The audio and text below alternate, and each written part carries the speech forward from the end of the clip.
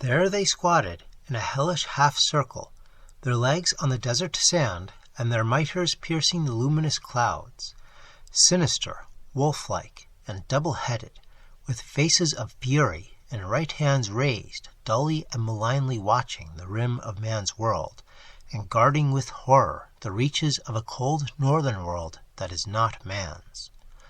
From their hideous laps rose evil shantalks of elephantine bulk, but these all fled with insane titters as the vanguard of night-gaunts was sighted in the misty sky. Northward above those gargoyle mountains the army flew, and over leagues of dim desert where never a landmark rose. Less and less luminous grew the clouds, till at length Carter could see only blackness around him. But never did the winged steeds falter, bred as they were in the earth's blackest crypts, and seeing not with any eyes, but with the whole dank surface of their slippery forms. On and on they flew, past winds of dubious scent, and sounds of dubious import, even in thickest darkness, and covering such prodigious spaces that Carter wondered whether or not they could still be within Earth's dreamland. Then suddenly the clouds thinned, and the stars shone spectrally above. All below was still black, but those pallid beacons in the sky seemed alive with a meaning and directiveness they had never possessed elsewhere. It was not that the figures of the constellations were different, but that the same familiar shapes now revealed a significance they had formerly failed to make plain.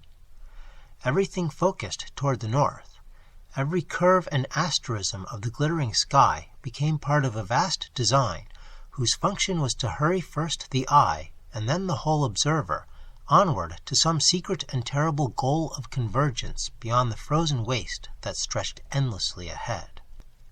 Carter looked toward the east, where the great ridge of barrier peaks had towered along all the length of Ingenok, and saw against the stars a jagged silhouette which told of its continued presence. It was more broken now, with yawning clefts and fantastically erratic pinnacles, and Carter studied closely the suggestive turns and inclinations of that grotesque outline, which seemed to share with the stars some subtle northward urge. They were flying past at a tremendous speed, so that the watchers had to strain hard to catch details, when all at once he beheld just above the line of the topmost peaks a dark and moving object against the stars, whose course exactly paralleled that of his own bizarre party. The ghouls had likewise glimpsed it, for he heard their low glibbering all about him, and for a moment he fancied the object was a gigantic shantak, of a size vastly greater than that of the average specimen. Soon, however, he saw that this theory would not hold, for the shape of the thing above the mountains was not that of any hippocephalic bird. Its outline against the stars, necessarily vague as it was, resembled rather some huge mitred head or pair of heads infinitely magnified, and its rapid bobbing flight through the sky seemed most peculiarly a wingless one. Carter could not tell which side of the mountains it was on, but soon perceived that it had parts below the parts he had first seen, since it blotted out all the stars in places where the ridge was deeply cleft. Then came a wide gap in the range, where the hideous reaches of transmontane Lang were joined to the cold waste on this side by a low pass through which the stars shone wanly.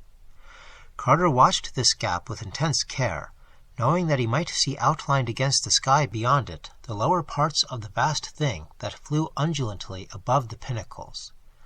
The object had now floated ahead a trifle, and every eye of the party was fixed on the rift where it would presently appear in full-length silhouette. Gradually the huge thing above the peaks neared the gap, slightly slackening its speed as if conscious of having outdistanced the ghoulish army. For another minute suspense was keen, and then the brief instant of full silhouette and revelation came, bringing to the lips of the ghouls an awed and half-choked meep of cosmic fear, and to the soul of the traveler a chill that has never wholly left it. For the mammoth bobbing shape that overtopped the ridge was only a head, a mitred double head, and below it in terrible vastness loped the frightful swollen body that bore it. the mountain-high monstrosity that walked in stealth and silence, the hyena-like distortion of a giant anthropoid shape that trotted blackly against the sky, its repulsive pair of cone-capped heads reaching halfway to the zenith. Carter did not lose consciousness, or even scream aloud, for he was an old dreamer, but he looked behind him in horror, and shuddered when he saw that there were other monstrous heads silhouetted above the level of the peaks, bobbing along stealthily after the first one. And straight in the rear were 3 of the mighty mountain shapes seen, full against the southern stars, tiptoeing wolf-like and lumberingly, their tall mitres nodding thousands of feet in the air. The carven mountains, then, had not stayed squatting in that rigid semicircle north of Ingenok with right hands uplifted. They had duties to perform, and were not remiss. But it was horrible that they never spoke, and never even made a sound in walking. Meanwhile, the ghoul that was Pickman had gibbered an order to the night-gaunts, and the whole army soared higher into the air. Up toward the stars the grotesque column shot, till nothing stood out any longer against the sky, neither the gray granite ridge that was still, nor the carven and mitred mountains that walked. All was blackness beneath as the fluttering legions surged northward amidst rushing winds and invisible laughter in the ether, and never a shantak or less mentionable entity rose from the haunted waste to pursue them. The farther they went, the faster they flew, till soon their dizzying speed seemed to pass that of a rifle ball and approach that of a planet in its orbit. Carter wondered how, with such speed, the earth could still stretch beneath them, but knew in the land of dream dimensions have strange properties. That they were in a realm of eternal night he felt certain, and he fancied that the constellations overhead had subtly emphasized their northward focus, gathering themselves up, as it were, to cast the flying army into the void of the boreal pole, as the folds of a bag are gathered up to cast out the last bits of substance therein. Then he noticed with terror that the wings of the night-gaunts were not flapping any more. The horned and faceless steeds had folded their membranous appendages, and were resting quite passive in the chaos of wind that whirled and chuckled as it bore them on. A force not of earth had seized on the army, and ghouls and night-gaunts alike were powerless before a current which pulled madly and relentlessly into the north, whence no mortal had ever returned. At length a lone pallid light was seen on the skyline ahead, thereafter rising steadily as they approached, and having beneath it a black mass that blotted out the stars. Carter saw that it must be some beacon on a mountain, for only a mountain could rise so vast as seen from so prodigious a height in the air. Higher and higher rose the light and the blackness beneath it, till half the northern sky was obscured by the rugged conical mass. Lofty as the army was, that pale and sinister beacon rose above it, towering monstrous over all peaks and concernments of earth, and tasting the atomless ether where the cryptical moon and the mad planets reel. No mountain known of man was that which loomed before them. The high clouds far below were but a fringe for its foothills. The gasping dizziness of topmost air was but a girdle for its loins. Scornful and spectral climbed that bridge betwixt earth and heaven, black in eternal night, and crowned with a stent of unknown stars, whose awful and significant outline grew every moment clearer. Ghouls meeped in wonder as they saw it, and Carter shivered in fear, lest all the hurtling army be dashed to pieces on the unyielding onyx of that cyclopean cliff. Higher and higher rose the light, till it mingled with the loftiest orbs of the zenith, and winked down at the flyers with lurid mockery. All the north beneath it was blackness now, dread, stony blackness from infinite depths to infinite heights, with only that pale winking beacon perched unreachably at the top of all vision. Carter studied the light more closely, and saw at last what lines its inky background made against the stars. There were towers on that Titan mountain top, horrible domed towers, in noxious and incalculable tiers and clusters beyond any dreamable workmanship of man. Battlements and terraces of wonder and menace, all limed tiny and black and distant against the starry stent that glowed malevolently at the uppermost rim of sight. Capping that most measureless of mountains was a castle beyond all mortal thought, and in it glowed the demon light. Then Randolph Carter knew that his quest was done, and that he saw above him the goal of all forbidden steps and audacious visions, the fabulous and incredible home of the Great Ones atop unknown Kadath. Even as he realized this thing, Carter noticed a change in the course of the helplessly wind-sucked party. They were rising abruptly now, and it was plain that the focus of their flight was the onyx castle where the pale light shone. So close was the great black mountain that its sides sped by them dizzily as they shot upward, and in the darkness they could discern nothing upon it.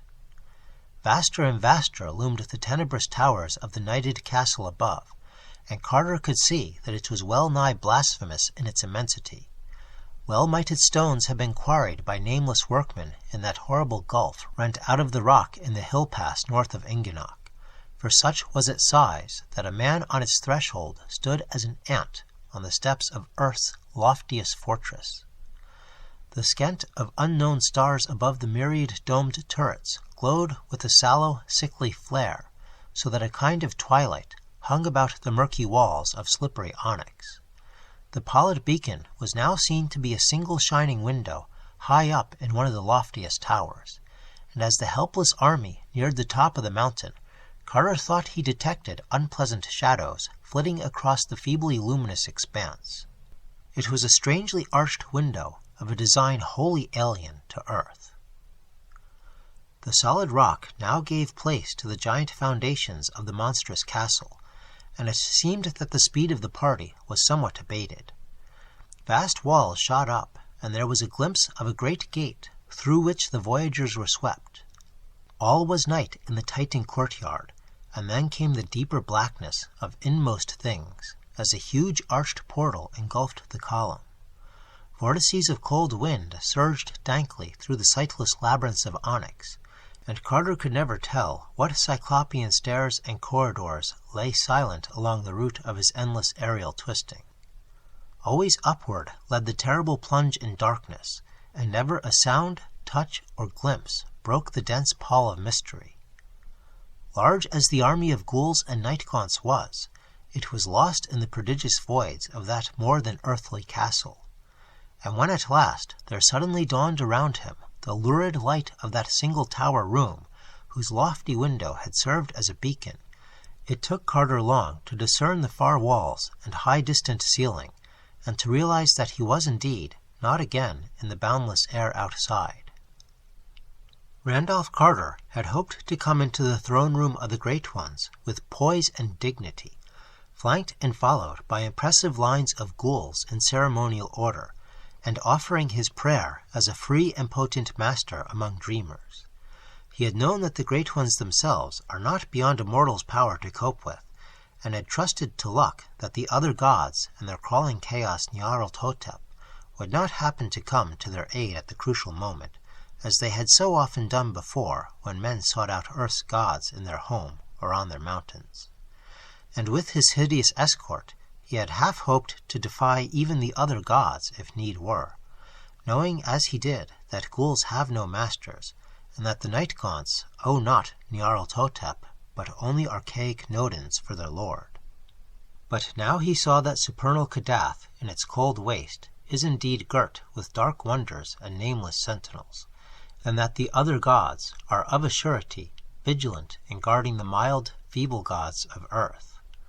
Void as they are of lordship over ghouls and night-gaunts, the mindless, shapeless blasphemies of outer space can yet control them when they must, so that it was not in state as a free and potent master of dreamers that Randolph Carter came into the Great One's throne room with his ghouls. Swept and herded by nightmare tempests from the stars, and dogged by unseen horrors of the northern waste, all that army floated captive and helpless in the lurid light, dropping numbly to the onyx floor when by some voiceless order the winds of fright dissolved. Before no golden dais had Randolph Carter come. Nor was there any august circle of crowned and haloed beings with narrow eyes, long-lobed ears, thin nose, and pointed chin, whose kinship to the carven face on a Gronic might stamp them as those to whom a dreamer might pray. Save for that one tower room, the onyx castle atop Kadath was dark, and the masters were not there. Carter had come to unknown Kadath in the cold waste, but he had not found the gods. Yet still the lurid light glowed in that one tower room, whose size was so little less than that of all outdoors, and whose distant walls and roof were so nearly lost to sight in thin curling mists. Earth's gods were not there, it is true, but of subtler and less visible presences there could be no lack. Where the mild gods were absent, the other gods are not unrepresented. And certainly the onyx castle of castles was far from tenantless. In what outrageous form or forms terror would next reveal itself, Carter could by no means imagine. He felt that his visit had been expected, and wondered how close a watch had all along been kept upon him by the crawling chaos Nyarlathotep.